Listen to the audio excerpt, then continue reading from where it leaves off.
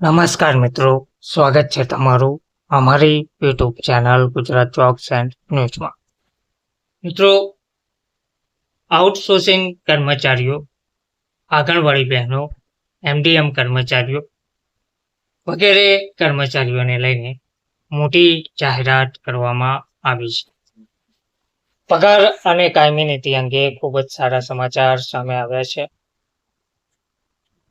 Outsourcing કામદારોના પગાર લાભો માટે મહત્વની અપડેટ સામે આવી છે. રાજ્ય સરકારે તાજેતરમાં જ એક મહત્વપૂર્ણ નિર્ણય લીધો છે, જેનાથી રાજ્યમાં આઉટસોર્સિંગ પોસ્ટ પર કામ કરતા કર્મચારીઓને મોટી રાહત મળી છે. રાજ્યના વિવિધ વિભાગોમાં કામ કરતા હજારો આઉટસોર્સ કર્મચારીઓ માટે આ નવો નિર્દેશ એક સારા સમાચાર છે. આ નવા નિયમ હેઠળ આઉટસોર્સ કરેલા કર્મચારીઓને હવે વધુ સુરક્ષા અને લાભો મળશે, જેનાથી તેમનું કાર્ય જીવન વધુ સારું બનશે.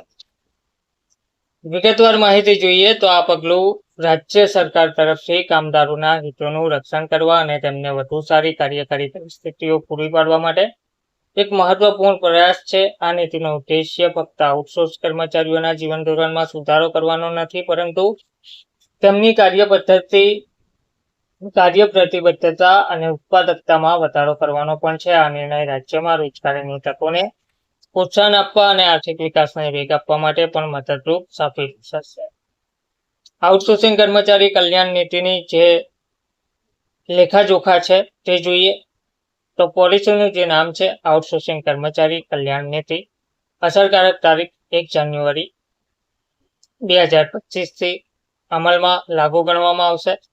લાભાર્થી રાજ્ય સરકારના બધા આઉટસોર્સ કર્મચારીઓ, જેમ કે આંગણવાડી બહેનો, એમડીએમ કર્મચારીઓ.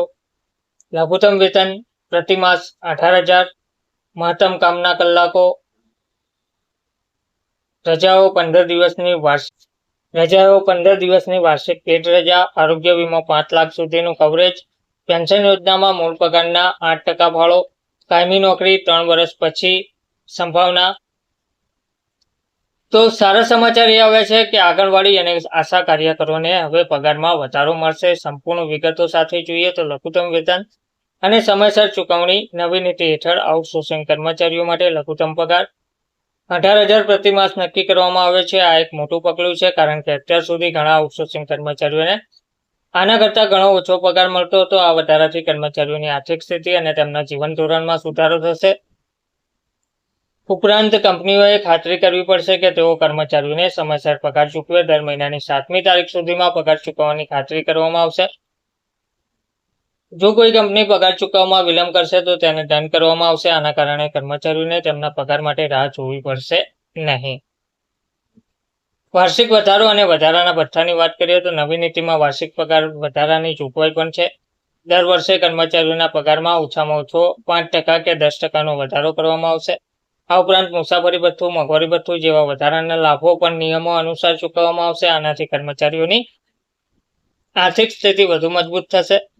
સામાજિક સુરક્ષા અને લાભોની વાત કરીએ તો પ્રોવિડન્ટ ફંડ ઈપીએફ બધા પાત્ર કર્મચારીઓ માટે ઈપીએફ સુવિધા ફરજિયાત બનાવવામાં આવી છે. આ યોજના હેઠળ કર્મચારીના મૂળ પગારના 8% દર મહિને પેન્શન ફંડમાં જમા કરવામાં આવશે. આ રકમનો અડધો ભાગ કંપની દ્વારા ચૂકવવામાં આવશે અને અડધો ભાગ કર્મચારીના પગારમાંથી કાપવામાં આવશે.